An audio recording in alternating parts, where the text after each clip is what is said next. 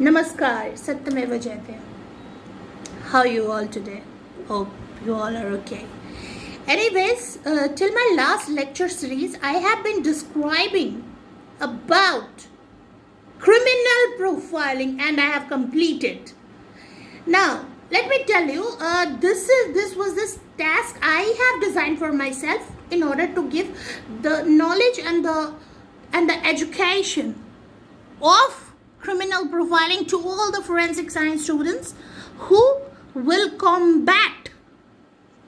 You are going to combat the crime. Obviously, there is some intention are back of the mind that, while studying forensic or law, without target, without any intention, it is not justified. In crime, actus reus and mens rea is very important. Modus operandi, we have been talking about it. Guys, there is an instinct factor. Trust me, there has to be an instinct factor. Otherwise, everything will go in vain. Because unless and until you have that gut feeling saying which is right and which is wrong and who is right or who is wrong, or not coming up with the techniques that it is possible or it is not possible, you are the person who is actually fighting with yourself. Who is that self? The doubts. Have doubt. Question. Otherwise, you cannot narrow down the search. The research will go useless unless you don't narrow it down. You don't list it down where you are going wrong. Mistakes are meant to be happen. Mistakes are decided. But what if you don't learn from those mistakes? What if again you are making a mistake? No, you are not supposed to do that. For that, you have to understand the psychology. Let's talk about forensic psychology. I am inspired. I am very much inspired by the booklets of IFS. I give my gratitude, my regards to them, because being there, they have entitled me as an expert, gold certified expert. But the doubts, I would recommend the doubts which is trying to groom me, which is trying to develop the skills. It doesn't come in a single day. Rome was not built in a day, guys. You have to make more and more, brush up your skills. Then only. I've been giving influencing lectures. I've been motivating people, and thank you so much for loving me all over the world. I'm getting so much of love. I am so grateful to every one of you, whoever watching me, listening to me, and think that yes, this is helpful to solve the crime, to think. Let's talk about forensic psychology. Forensic psychology is devoted to forensic aspect of legal process in courts. The term is also often used to refer to investigative and criminal psychology. Applying psychological theory to criminal investigation, understanding psychological problem associated with the criminal behavior. Very, very acceptable.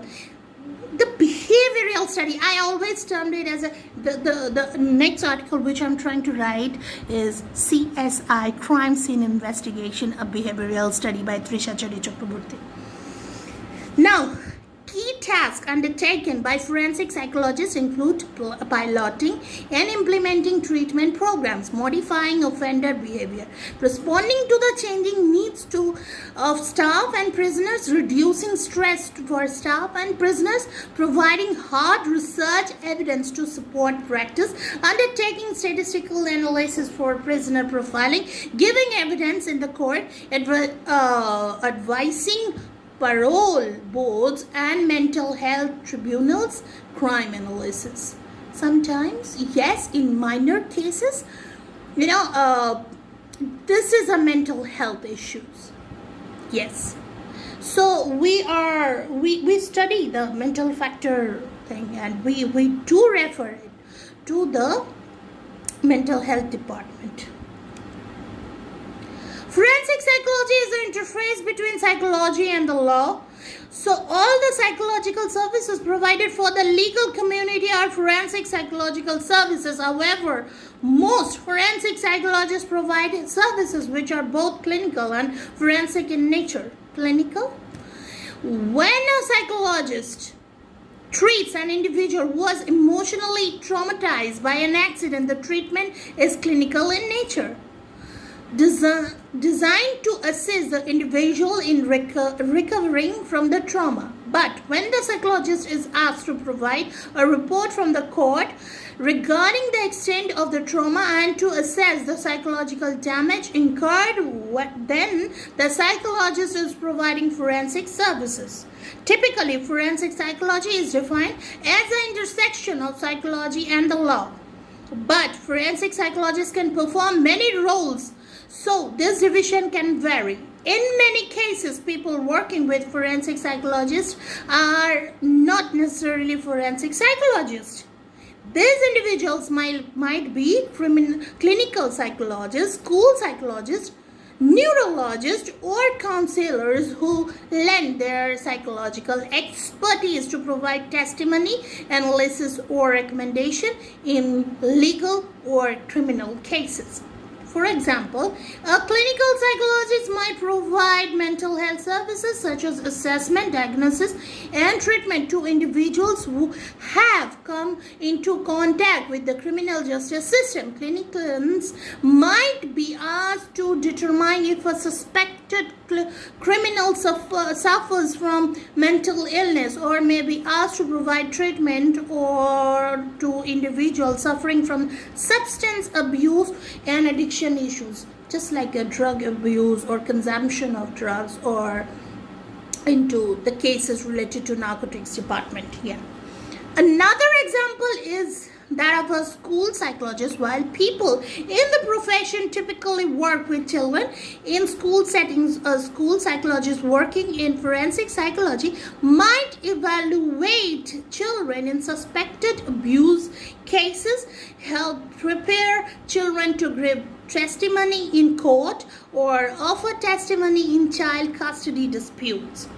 Some of the functions typically performed within forensic psychology include: number 1, competency evaluation; number 2, sentencing recommendation; number 3, evaluation of the risk or reoffending; number 4, testimony as an expert witness; number 5, child psychology evaluation.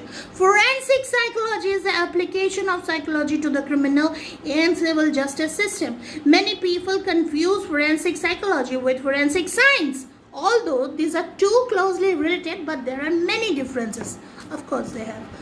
The primary difference is that while forensic scientists are in the business of applying chemical and biological sciences to law enforcement, national security, defense, or intelligence work, forensic psychologists develop into the psychological perspective of human behavior and apply them to the legal system. Forensic psychology knowledge is used in various forms, such as in treating mentally ill offenders, consulting with attorneys, example on picking a jury, analyzing a criminal mind and intent, and practicing within the civil arena. A forensic psychologist may also choose to solely focus his or her career own research ranging anywhere from examination of eyewitness testimony or to learning how to improve interrogation methods. Another form of forensic psychology work in the public policy, where researchers can help in the design of correctional facilities and prisons. Threat of forensic psychology. Forensic psychology is a very new and exciting area. Indeed. It seems exciting because of the immense range of its applications. For instance, number one, child custody decisions. Number two, child abuse of an emotional, physical, or sexual nature. Number three, matters of competency to stand trial. Number four, victim support responsibilities. Number five, jury selection. Number six, elevating police burnout. Number seven, competency evaluations. Number eight, expert witness. Number nine, advertising legislation on public policy. Number 10, treatment of chronic offenders. Now, there is a question. What does a forensic psychologist do? A forensic psychologist is more likely to be indulged into following activities.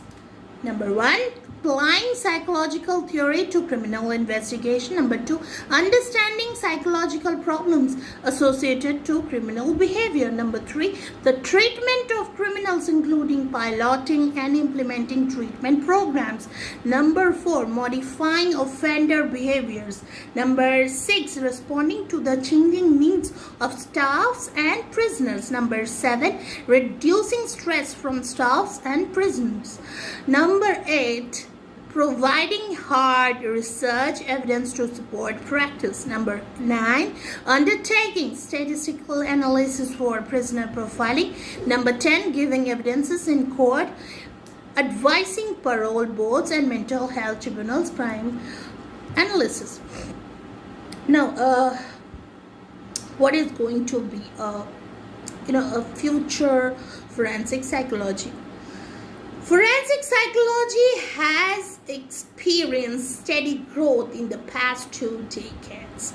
It is predicted that research work, consultation, and clinical practices in psychology and the law will continue to grow over 10 upcoming. It's not only that they have been done previously, no, the upcoming 10 years from now. The highest demand is predicted to be working with the court, attorneys, and lawmakers. Definitely, it's going to happen. Jobs will also continue to grow in colleges, universities, where most of the research is conducted.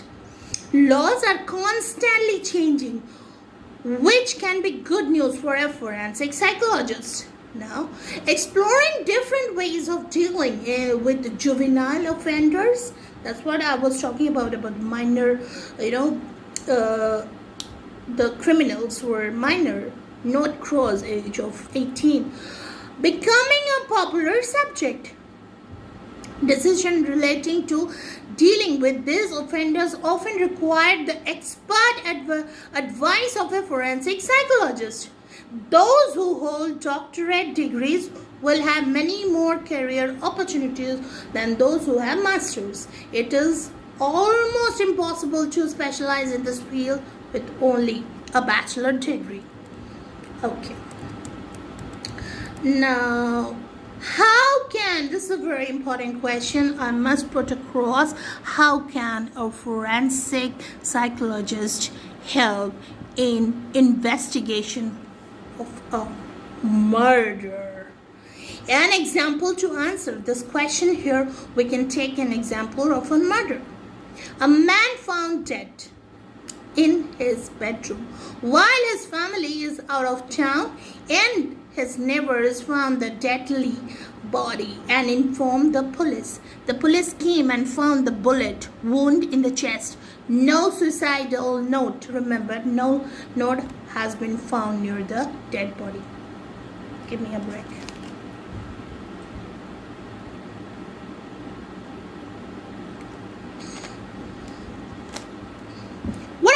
questions.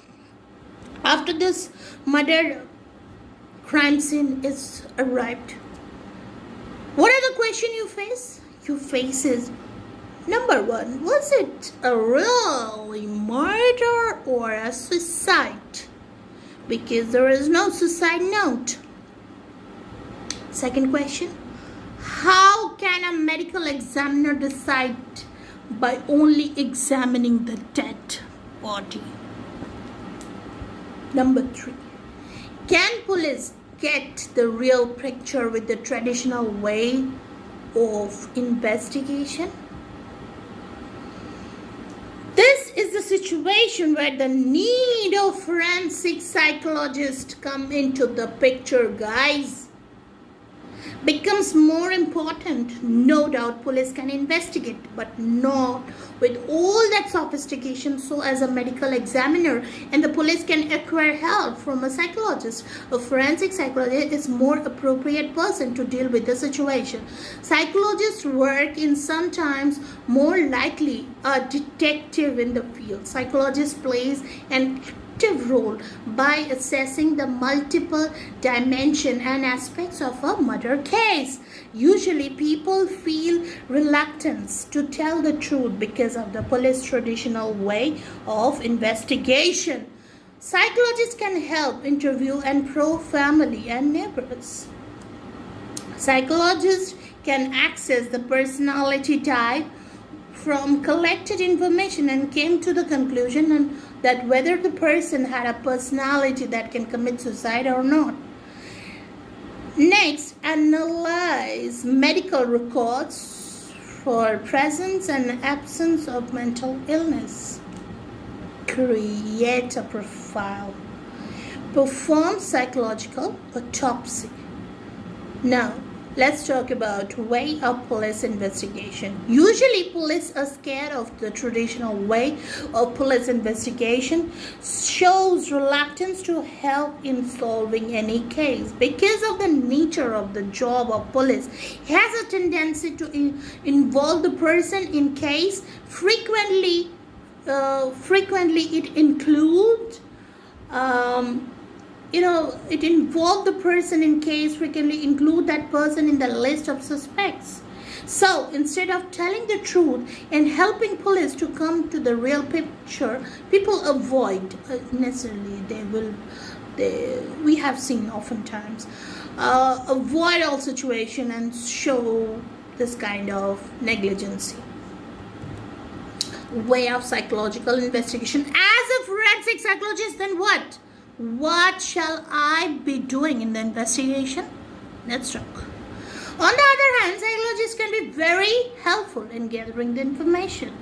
Through the application of psychological knowledge and principle in clinical psychological evaluation, with few exceptions, the psychologist interviews the person being evaluated and there administers a battery of tests appropriate to the referral question. Data is analyzed, a report is prepared. Typically, no other information is considered. The assumption is made that the most part is correct so that the examinee has been truthful during the interview and honest in answering test questions, and no conclusions attempt were made to look better or worse than the actual clinical picture.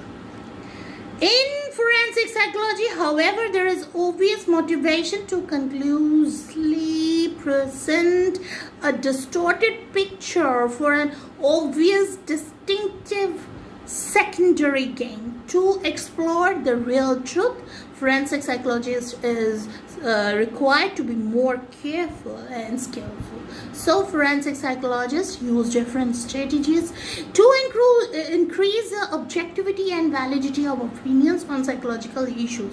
Few of those assessment procedures are listed below. Number one, psychologists can help interview the family.